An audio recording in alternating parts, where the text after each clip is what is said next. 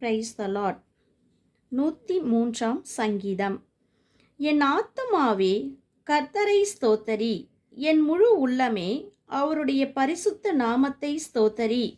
என் ஆத்துமாவே கர்த்தரை ஸ்தோத்தரி, அவர் செய்த சகல உபகாரங்களையும் மறவாதே.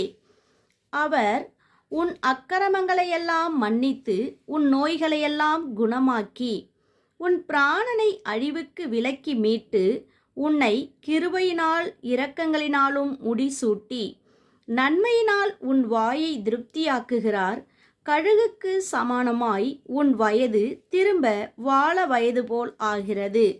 ஒடுக்கப்படுகிற யாவருக்கும் கர்த்தர் நீதியையும் நியாயத்தையும் செய்கிறார்.